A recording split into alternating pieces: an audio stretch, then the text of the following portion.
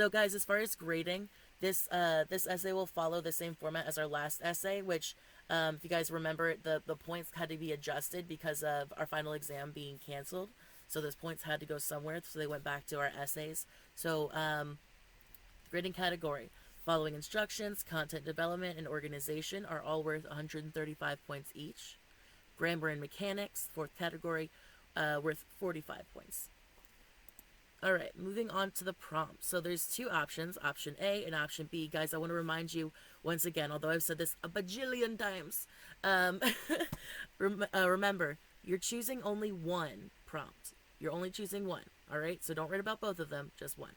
So option A, write a comparison and or contrast essay in which you select two of the poems we have read in class and evaluate their similarities and or differences based on three of the following aspects. So there are four aspects I'm about to list. You choose three of them and write about those as your body points, one for each body point.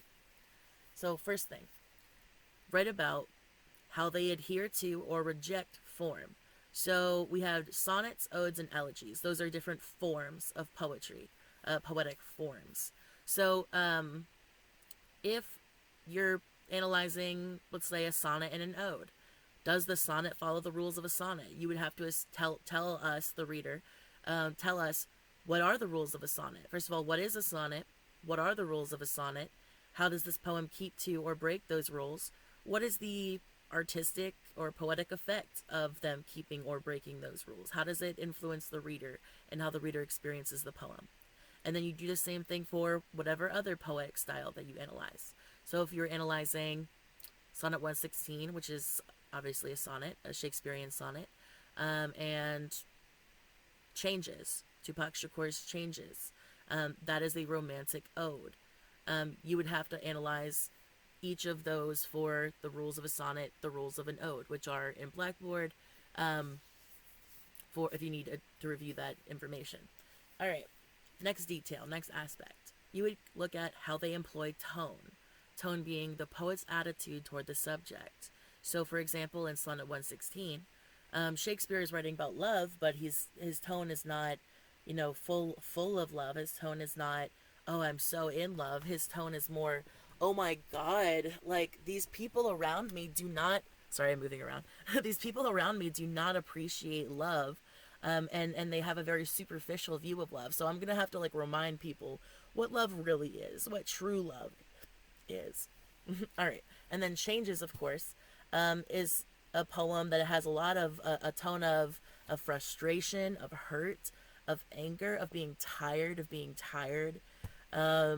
yeah, there's a lot going on there.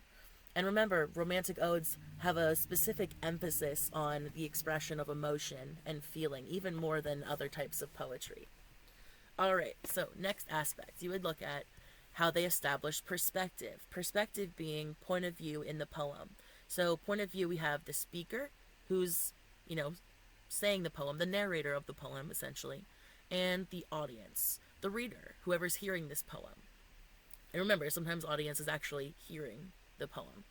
Okay, the last thing that you could analyze would be rhetorical devices. Now, this is one that I find particularly interesting. They're all interesting, but this one especially, because it's so creative. So the rhetorical devices includes anything and everything in our rhetorical devices packet, in our poetry bootcamp packet. But also, remember, you can write about grammar and syntax. Both Smith, actually all of all of our poets use grammar and syntax in interesting ways, but particularly Clifton and Smith do not follow the rules of poetry or the rules of grammar and of proper grammar, and they do so in interesting ways, and they do it in deliberate ways. So that would be something that you could analyze as well, in addition to other rhetorical devices. All right, so use the Poetry Bootcamp and Rhetorical Devices packets to help you. You must choose at least 3 shared points through which the poem will be analyzed. The following questions are guiding questions designed to help you generate content. What is the shared subject matter addressed in these poems? Use specific examples from each poem to establish the subject matter. What is the social and historical context or background of each poem? How does each poet's background influence or inform their writing or their choice of subject matter?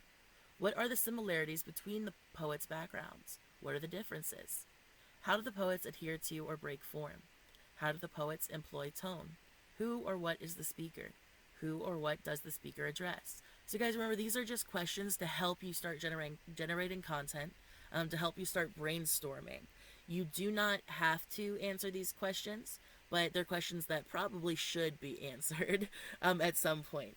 And remember, if you're still having trouble generating content, I suggest looking over the first couple pages of the Poetry Bootcamp packet. I spent a lot of time putting questions together designed to help you guys analyze content. If you're worried about summarizing too much, which some of us have been doing, summarizing instead of analyzing.